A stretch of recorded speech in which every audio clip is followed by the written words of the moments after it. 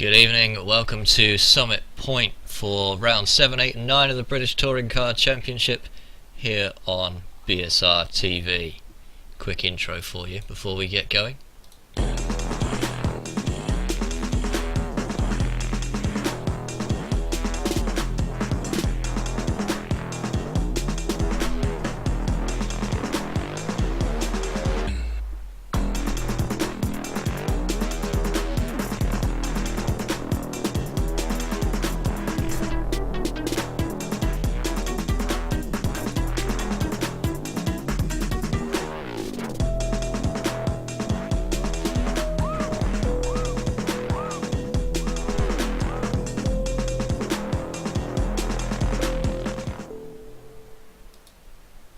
And with me in the commentary box this evening, Matt Dalton instead of Rob Burton. Evening, Matt.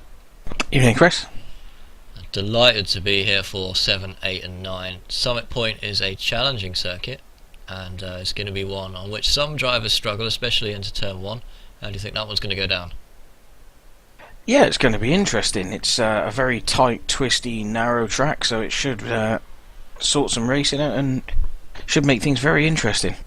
So we've got 30 minutes of qualifying as usual, and then 12 laps around Summit Point for race 1, 12 laps for race 2, and then the exciting reverse grid for race 3, another 12 laps. The on-screen display says 12 minutes. It's not 12 minutes. It's 12 laps. So, apologies for that. And we've got just about a minute gone of the qualifying. But before we head to the track, let's look at some of the action, well, the standings rather, from the season so far. And a good start made by Richard Wilde, winning 2 out of the last 3 races. Matt, you were driving last time round, weren't you? No, you weren't actually. You were driving at Brands Hatch. I was at Brands Hatch. I actually missed the last round, mate.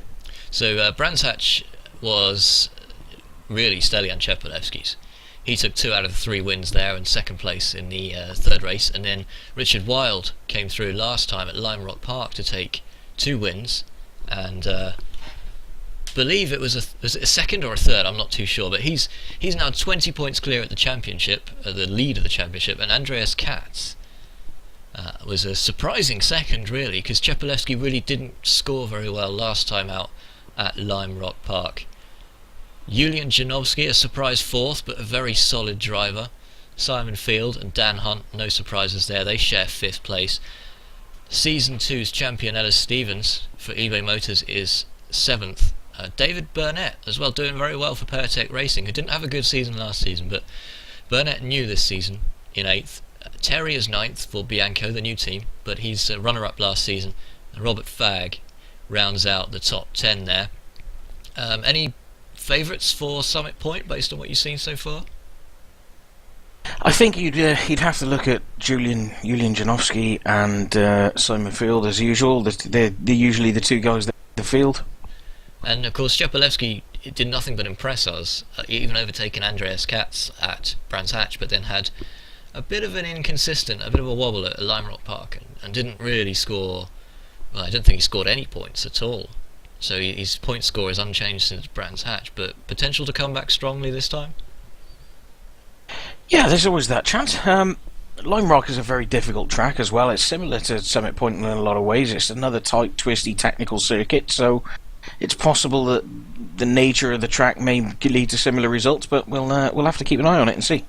And we've actually got some footage of the man Chepelevski himself driving his way around the race course at Summit Point from the onboard point of view. So we'll give that a quick watch now. He's very kindly sent that in. Just have a look at this setup he's got here.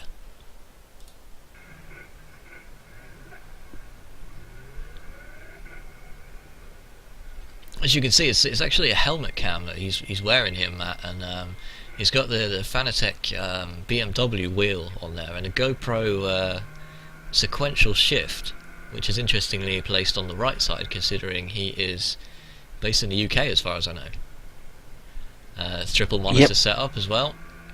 Although it is entirely possible that he's actually moved to the UK from a different country, so it may be a bit closer to natural.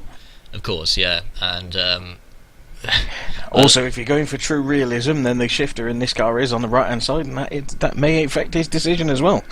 You know what? When I first joined iRacing, I actually preferred the MX-5 Roadster because it was kind of like what I was used to, driving on the right, and the Yep. MX-5 Cup is driving on the left, so it's a lot different. But I suppose it's just something you get used to. He's actually chosen to wear gloves here. Is that something you do while you're driving? Well, in iRacing at least. I honestly have to say that yes, I do. I've got to invest in a proper set of karting gloves because the ones that I've got are a little bit. Well, they're not quite as good as that, but when you're into the longer races with high force feedback stuff, especially with the wheels like the Fanatec, then you push your hands fairly hard over the course of a race. And we know some of the faster guys like to have those twitchy, loose setups, able to keep those under control, which some of the slower guys, including me, just can't do, especially under braking. But he does work the wheel pretty hard. I mean, there's quite a lot of action going on there. He's on his outlap at the moment, so he's taking it nice and easy, but we'll have a look when he gets around the circuit. But it is one of those, it's kind of half a circuit's a big long straight with another corner and a big long straight, and then the other half is really kind of tight and twisty, isn't it? Really slow sections on this track. Yeah, that's true, and a lot of first and second gear corners through those sections as well, which, especially in the front wheel drive cars like the Kia, makes it a real challenge to get the power down without sort of running yourself wide. Now, I think it's interesting you said that as well, because different drivers will take different lines, especially on this circuit, and different gears as well. So Chepolevsky down to second here to take the first corner, and we've seen him drop down to first as well, as you were saying, but my particular style doesn't use first round here at all, so there's definitely sort of arguments to be had over whether one line is particularly quick compared to another. But in terms of pace, we haven't seen much quicker than Chepolevsky. If anyone stands to beat his qualifying time, it would be Andreas Katz, I would say, in the 1:13s this evening. Does he drop down to first? No, he stays in second this time, but round the second hairpin, again stays in second, working it very hard. I mean, is it a sign of a good driver that he's working the wheel a lot, do you think, or is that just personal style? Yeah, it tends to be a style thing. I know that some of the guys like myself, I tend to not work the wheel very hard at all. I like the car to do a lot of the work for me, but the Kia requires quite a loose setup, as you alluded to earlier, to help get the thing turned into the corners. The best way to have it is so that it is a bit of a greasy weasel. So it's he looks to have a fairly aggressive setup there, and yeah, I know what you're saying, but he is quick. There's no denying that, and he didn't have a good result last time round. So with about 20 minutes left of the qualifying session, why don't we head over to the track and see how everybody's getting on. This is the man we were talking about just now, Stelian Chepolevsky for Addison Lee, and the top 10 looks a little bit like this. Chepolevsky is in fact on top, no surprise there. He's only taken 10 minutes to get his time down to 1:13.5, Matt. It's impressive. that is. It appears that there's a little bit of a delay on your timing there, though, because I've got a couple of guys. In fact, I've got 4 guys in the 1:13.4s. Let's reset the timing and see if we can get a better representation of that. I Interestingly think enough, you've currently got reigning champion Ellis Stevens on heading the way with a 1:13.418, that is some time. that is some time, but we're not seeing that, which is interesting. So we're seeing we're seeing that after 21 minutes remaining, we're seeing Chepolevsky on top, Katz second, Wild third. Now, why would that be? We are seeing this live. That's very interesting. The always known sound of a commentator who's not sure. Never sure with this timing equipment if we're seeing exactly what the correct result is. But well, we've just seen a timing update. So Chepolevsky's gone first with 1:13.4. Are you saying that's not the case? Yeah, there could be a small delay there, it would appear.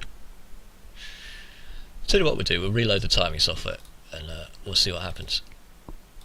Anything can happen in the world of technology, as you know. Yeah, and it's worth mentioning that the overlay things that run with iRacing is still a fairly new technology, so it's still trying to get caught up with, what the broadcasters like yourself are trying to demand of it. So yeah, we always like to demand more than it can provide. We want more automation and whatnot, so we have to work quite hard sometimes to get the angles we want. But It is fantastic, nonetheless, to have a game that allows us to do this. I mean, if you were looking at maybe the likes of Forza or even R Factor or something like that, you wouldn't be able to get the same level of interaction, especially putting on a live show like this, you know. Yeah, that's very true. So the timings at the moment, I'm seeing Chepolewski 113.421. Yep. But you're saying he's not first on your screen? No.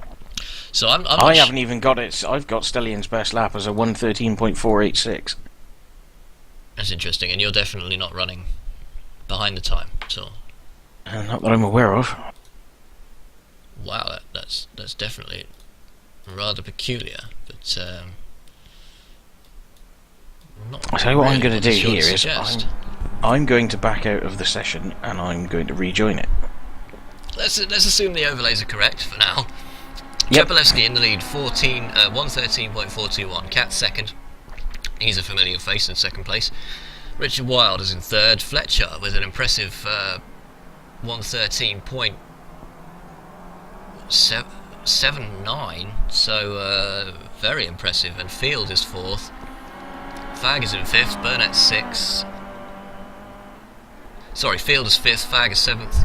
Sixth, can't count tonight. Burnett is seventh. Ublev eighth. Osfath ninth. Stephen Hefford is in 10th position at the moment. That's a good run for Steve. I know he's been working really hard the last few weeks to try and up his pace, and that's a good indication that work is starting to pay off. Indeed, yeah, and according to this, we have the top 7 drivers all under the 1 minute 14 mark, which is also impressive. I fully expect some more drivers by the end of the session to get in there on a 1:13 time, but it's not easy to do. I mean, I've been around this track myself in this car more than I like to admit, and we can't rule out that more people will be a lot faster than I am. But I know certainly breaking into the 113s was quite an achievement for me. So I can only imagine what it must have been like for some of the other guys as well. We got absolutely. Quite a few new drivers out there as well, Matt, which could shake things up. Anyone new that you've seen and expecting to move quickly up the table? Not that I've seen at the moment. I think there will be some surprises. There always are. There's Mr. Osvath there in 9th. I'm just looking to see where he is in the championship table, and he is...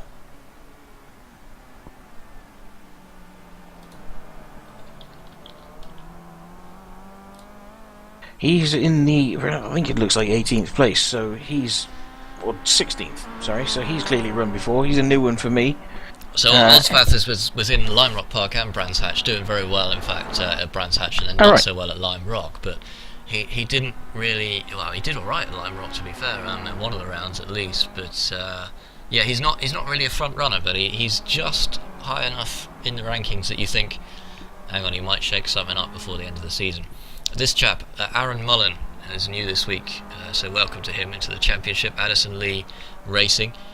Benjamin Gregory is also a new entry. He's driving for Jack Goff, and his lap time at the moment is a 1:16, so a little bit off the pace at the moment, but plenty of time left to improve on that.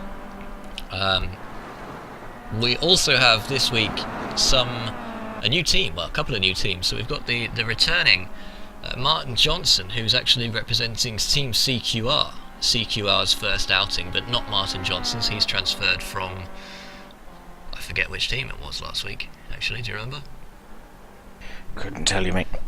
Well, I actually missed Johnson the last round, loose. so I'm playing catch up a little bit. Johnson's gone off into the agricultural section of the course.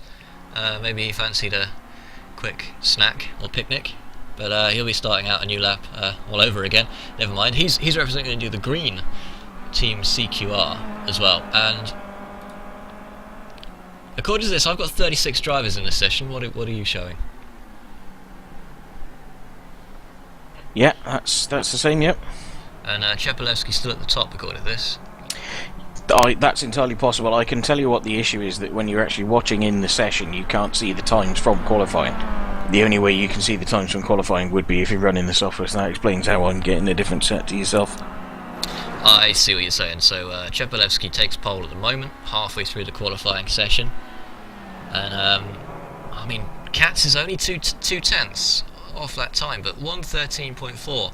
I must stress we have seen 1:12s before. I don't know if you've been in a session with any, but I certainly have.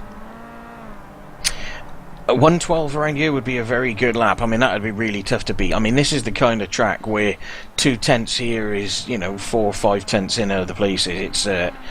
It's very tight, very twisty, but there is a large amount of time to be made up in the tight and twisty sections. If you get that line right, you can pick up a tenth or two in no problem at all. But it's with the field we've got here, that's a margin.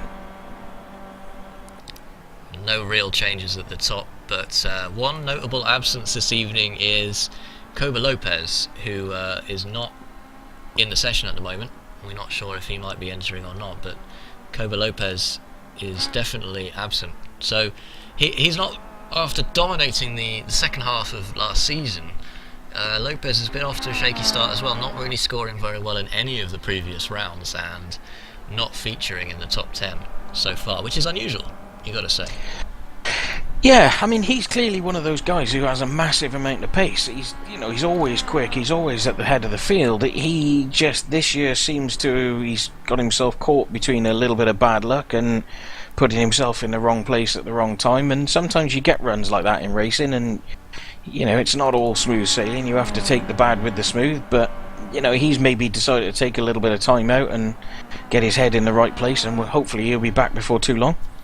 And I think one of the strategies that worked especially well for the championship winners last season, that was Ellis Stevens won the championship and Adam Terry was a very, very close second, and that's the fact that they were in every race. They're not slow, but they possibly weren't the fastest drivers out there, yet they were in every race. They were consistently scoring points, so it's a key factor here.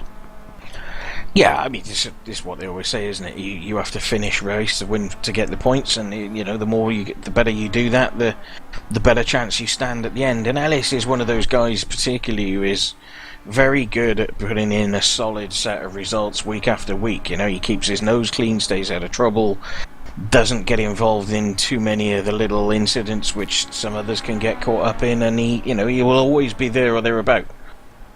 Absolutely, and here is one of the drivers from the other new team this week, CQR Fanta, the orange liveried Kia, Matthew Webb, and we'll just go on board with Matt, if he doesn't mind, and have a look at his laps, because he's impressed with his time so far. He hasn't actually been in any of the races yet, to my knowledge, so 1:14.1 so far. He seemingly just keeps getting quicker, Matt.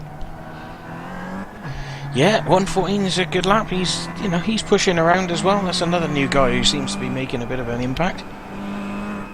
So the top 10 roughly unchanged, although Webb has broken in there, so he's the top CQR driver at the moment. Wild third, Cat second, Chepelevsky 1:13.3.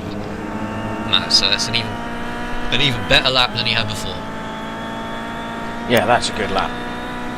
That's extended his gap at the top. And of course this is one of those places as well, which is, for qualifying, is a tricky one, because you have to make sure there are no incidents, so you can't touch the grass or get off the road. And this is one of those tracks where, when you're on the limit like these guys are, it's so easy to just get a wheel off and onto the grass or onto the rumble strip in the wrong way and pick up that 1x that'll kill your lap. Absolutely, and we're still watching Webb go around here. He has a little bit of traffic in the form of a dyno jet up in front of him. Hopefully it won't slow him down too much, but this is one of the trickiest corners on the circuit. The fast right, then into a hairpin left, and if you're not straight when you hit the brakes, you know what can happen. That rear end will come sliding out, and then almost immediately into the second hairpin right. Is that dyno jet getting out of the way? No, it's not, so he's going to have to work his way around that, and it's getting a bit too close for comfort here, as... But he's probably going to sacrifice this lap. Oh, and he's into the back of the dyno jet. That's not good news, is it? There was a bit of delay from that dyno jet, but never mind. Oh, yeah, that was always going to end in tears, I think. Yeah, well, he was obviously wanting to improve on his 14.1. But, I mean, if you don't get a stellar grid position, and there's a grid of 36 cars at the moment, how difficult is that going to be to work your way through the field on a narrow track like this? Oh, massively. I mean, you're going to be in a position where you're mostly relying on other people's mistakes to get you up through the field. I mean, it's so tight. Really, in terms of overtaking opportunities, you have the first corner is one, and then obviously into the first left-hand hairpin is a second one. But that's a much more difficult opportunity to take because people are going to be under braking there, wriggling around a bit. The car's going to be sliding around, and to try and get yourself in position where you're not going to end your own race as well as your competitor, then that's a tough one. Are you willing to take a prediction on how many will lose in turn 1 at this particular course? No, there's going to be some tears at the end of this one, I can guarantee you that one. I wouldn't like to take a prediction on it, but I hope they've all got some tissues to hand. And the one nice thing about that, though, as well, it must be worth saying, is we just watched David Burnett going round the KX Momentum in front of him. The one nice thing about that is the fact that you do get 2 more races. So, you don't score in one race because you have a crash. Doesn't matter. Come back and then, score in the next 2 if you can. Yeah, that's true. The thing with the format with this, though, is that it puts pressure on you to get yourself up and into a good position. I mean, the way it works is your first race is a little bit of a gimme, but then your second race is, to get at a decent position on pole, you need to be inside the top 10. Obviously there's the carrot as well of it's a reverse 10 for the start, which means that position 10 is often one that people are sort of playing games to try and get. Some of the quicker guys will slow down and the guys behind will be pushing pretty hard. So it's a format that demands a little bit of aggression, which can create some issues at the start. Yeah, it is a difficult one because the races are so short, isn't it? Because it's very easy. If you need to go into pits, for example, get a quick repair, you are out of luck because there's no way of coming back. But that said, you've got those other 2 races to go through. But just touching on these cars now, with about 7 or 8 minutes to go, the Kia's almost unique in iRacing in that it's a front-wheel drive. Yeah, that's correct. Front-wheel drive, I think it's a V6. It's a straight 4 turbo in actual fact. Oh, is it? Yeah, it is it? Yep. Let's cut to a little preview for anyone unfamiliar with the car.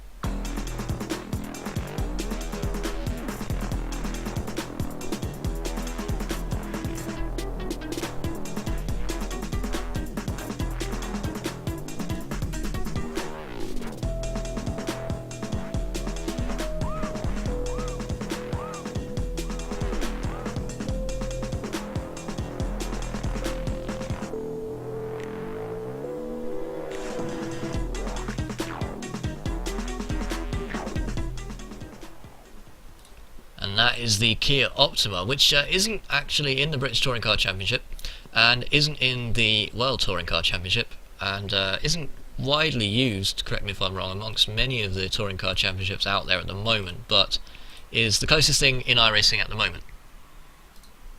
Yeah, that's right. I believe they only run in one series currently in America at the moment. iRacing, of course, has in development, we're told, the next generation Honda Civic touring car as well as the BMW 320 SI. Once those become available, it'll be interesting to see the difference and how they tie to the Kia. Memory think is the Kia is actually more powerful with 375 horsepower, so... Although, yeah, the British touring cars run about 350, I imagine. It's difficult to know exact figures, and they do change it around quite a lot. They try. The main thing is it's a multi-manufacturer tournament, really, which has different restrictions on different cars. They aren't all bound by the same rules to try and make it even as possible. So some tracks will favour certain vehicles, and then they'll be penalised. But we're down here with a one-car tournament at the moment. But when the new cars do come into iRacing, I mean, it's going to be important to be able to penalise one of the classes, surely, because otherwise you're not going to be able to balance them out. Yeah, how they will tie... I mean, presumably the 2 cars that they're working on for in terms of the Civics and the BMW would be natural competitors. So you would think that in terms of aero and horsepower, etc., they would be similar. So iRacing will probably put those two together. How they would link to the Kia will be a more interesting question, because as you said, the Kia has more horsepower, but for example, much less aero than the two BTCC next generation was. So it'll be interesting to see how that balances. Yeah, to balance out the classes at the moment. As we were just watching, we're on board with Laura Bond driving for Bianco here with 1:14.4, pretty impressive time there. We'll have a look on the board now at some of the positions outside the top 10. So from 11th we've got Osvath, McCarran's in 12th, Johnson 13th, Harrison's 14th, Heffernan 15th, and Diaz is 16th. This lady here, Laura Bond, is currently 17th, Craig Burleson 18th, Damien Nobel 19th, Stephen McGarrity is rounding out the top 20, and you've got to say that 1:14.6 to just get 20th place, that's a tough demand on the drivers. Yeah, that really shows the level of competition for places in this series at the moment, and just how quick the guys are. And it's good to see Laura up there sticking it to the guys a bit. I know she likes this car, and it's probably her favourite. So, and I believe she is the only female competitor in the series, but that's not to say that females aren't able to go as equally as quick as the guys. It's just that there aren't as many of them on the iRacing service. Yeah, that's true. She's certainly the only openly female in the series anyway. I'm not sure about some of the others. I don't know what you're trying to say. Laura's a good girl. This is her favourite car by a long way, I think. And she's had some cracking results in this series. Very nearly picked up a win at Okayama last year, if memory serves. And she's certainly one of a few. There are a few girls drivers on the service though, and some of those are very, very quick. I know Laura Lawson on the oval side is, particularly rapid. Just looking at Nick McCarran coming around, trying to improve on his 1:14.3. But if I was on a 1:14.3 and I was in 13th position, I would be a little bit disappointed. But it's tough. It's got to be pretty tough. So we're still up to 36 in the session, I believe, Matt. No, we're up to 37 now.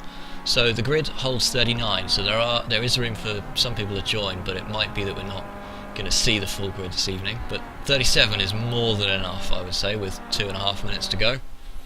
Oh yeah, that's 37 on this track is a big grid.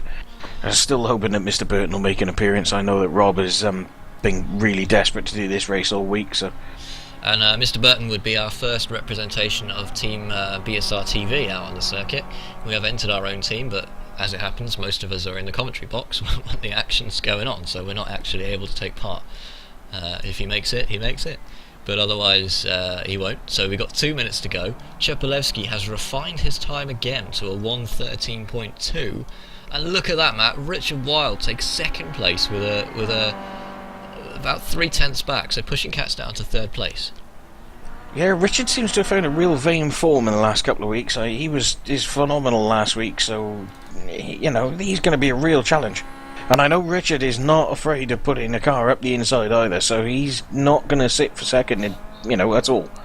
And what we always say about Richard Wilde is he's very, very quick, but when he gets into some traffic, he can struggle. So he's not the most reliable finisher. You take him in comparison to, say, Ellis Stevens, who generally does finish races or get disconnected. He generally won't crash out. It can be the difference between, would you rather score 10 points in a race all season, or score 20 points in a handful of races? Yeah, that's true. I'm probably one of the worst people to ask that question for, because I'll always go for a gap, even if I see a half gap. It's that racing driver spirit, though. Yeah, some people, but then it's not always the way to win championships, is it? Ellis is more the Alain Prost to the Ayrton Senna of the world, so. So you're saying that Richard Wilde could be the Ayrton Senna of the championship? Well, it's the long adage, isn't it? As they always said that Senna was blazingly quick, but would not settle for second place, whereas Prost was always thinking his way through races and often thought his way to championships as a result. So it's the difference in approach, if you like.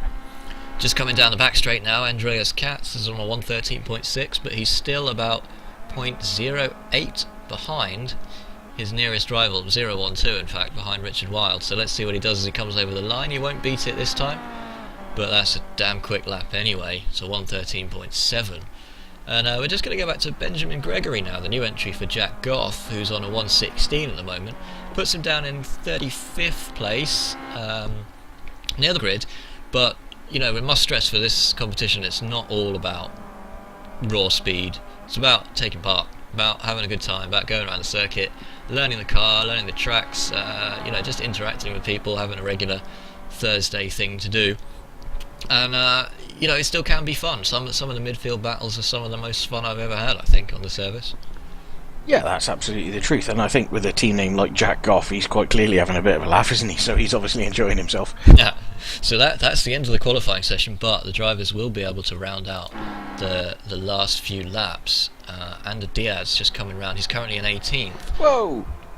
Somebody just went absolutely... I was just watching Andreas Katz, who's on a bit of a mission to try and improve his lap, but in the background there was a car that was practically in orbit. Wow. Okay, some of the drivers getting a bit overexcited at the end of the qualifying session, perhaps. So let's cut to Katz, as Diaz unable to change his 18th position. Katz is currently stationary, so I imagine that he's not able to run another lap time. Richard Wilde just coming around to finish this one off. Let's see if he can improve. He's second at the moment. It's going to take a miracle, I think, to beat that time from Chepalewski. He knows it as well. 1:13.5, very quick. And he actually improved on his best time there, but didn't do enough. Yeah, big last effort, not quite enough, but that's still it's worthy of a go. And the gap between him and Andreas Katz is minimal. The airborne Kia, by the way, was Graham Smith, who it appears has found a way to make the thing look more like a space shuttle. Well, I wish we could bring some footage of that, but we're not going to be able to find that on the replay yet. We now have just to remind the viewers of how this works, we've got a little break. I think we've got about 10 minutes there, and then the first race will begin, 12 laps, and then we've got a little break between each race, but we'll be live on Twitch throughout, all the way through the session. But look at that, 10th place, Laura Bond. What were we saying about the ability for some of the girls to be just as fast as the guys? She slipped into 10th place before the end of the session and has actually pushed Matt Webb out. That's a phenomenal effort from Laura, and I know she'll be dancing and whooping around the room at the moment, and providing she can get her chair to stop vibrating for long enough, she'll be right up there in the race. Well, I don't think I want to know about the chair. I know Laura runs a full motion rig. Oh, well, it's a good thing you explained that, I think. Yep, absolutely. So it's a phenomenal bit of kit. I need to get one of those for myself. Chepalewski takes pole position. Not really surprised, but pleased for him all the same. Wild second, Katz third, Fletcher impressive fourth place, Field done very well to get into fifth, Burnett sixth, Fag is in seventh, eighth goes to Terry, ninth Ublev, 10th Bond, and let's run down 11 to 20 because we're here anyway. Webb pushed down to 11th, Osvath pushed down to 12th, McCarran 13th, Martin Johnson is down at 14th place, Tim Mawson in 15th, Damien Harrison for Wix Racing is 16th, Steve Hefford is 17th, Ander Diaz is 18th, Craig Burleson 19th, and the top 20, 20th goes to Damien Nobel. So let's see if we can get a quick word before we start the first race with our 10th place lady, Laura Bond. Laura, I'm wondering if you're there. She's not there at the moment, so that's a shame that we can't celebrate that 10th place with her. But what about Simon? We'll just see if we can have a quick word with Simon Field. Are you around, Simon? No one's around. Okay, well, we'll come back to those guys later. But I just want to point out quickly, Chris. You've got Ellis Stevens there in 24th place. I mean, that's a huge surprise to see Ellis down that low. It is, isn't it? Yeah, and his best laps are 120.7. And I know he ran 114, low 114 in warm-up. So perhaps there's a connection issue or something there that we've missed. But that's a real surprise for Ellis. He's going to have to do some work. So what are you thinking there? Perhaps that he's not actually, he's only had a few laps to qualify. Well, we do have that information, so let's have a quick look down at Ellis Stevens' time there. He has had 12 laps. The leaders are kind of running 20 laps, so he's perhaps only had half of the qualifying session there. But still, yeah, you're right. So it's going to be an uphill battle for Stevens. Yeah, 114.6 is by no means a bad lap, but it just shows the competition of the field, yeah, that, 114.6 and you're in 24th place. Absolutely. Well, let's leave sub at point for the moment, and we're staying on air here on BSR TV, but we'll bring up the separate session for the race, the first race that is, and I know the race organisers at the moment will be kind of quickly setting up the grid positions because they're not automatic in this. iRacing doesn't have a way of kind of doing reverse grids and things like that, so all of the grids are done kind of manually, which is, it can be a little bit of a pain, but the guys seem to handle it pretty well anyway, so we'll just see if we can get into that session at the moment. But first lap predictions, Matt, for the upcoming race. We've got Chepalevsky on pole, Katz second, Wild second and Katz third. In that first corner, anything can happen, but Chepalevsky doesn't often give it up. No, he's not going to want to give it up. He's going to want to maintain his position. I think he probably thinks that he's got the pace, that if he gets a good start, he can make a break. So I expect him to defend pretty heavily. Richard, we know, is going to go for that gap. He's going to want to get himself in front. And I think, really, the guys probably need to help him out a little bit with that as well. They need to get in front of Chepalevsky, because otherwise he could run away with it. Absolutely. He's not short of race pace, is he? And he's not too bad in the old traffic, but coming up through the field we might see Stevens making up a few places. Not the most aggressive overtaker, but a consistent finisher nonetheless. He'll have to make up a full 9 places to get even 1 point from this map. As we said earlier, he's good at keeping his nose clean. He's good at staying out of trouble. I would expect there to be some carnage in the first couple of corners. If he sticks to form and stays out of that, he could easily find himself in the top 10 by the end of the race. Well, let's hope so, because that'll make for an interesting first race. I'm not actually seeing the session up just yet, so we've got a little longer to wait before we get in there, and the grid has all been set up. So we've got 12 laps around here, which is about 15 minutes, and it's not really a lot of time, but if you were setting your car up round Summit Point, what were the key sort of aspects you'd be looking at? Traction. All about traction, especially in the slow speed corners, and then you want a car that's going to handle well through the last corner onto the start finish straight, because that's where your majority of your overtakes are going to come.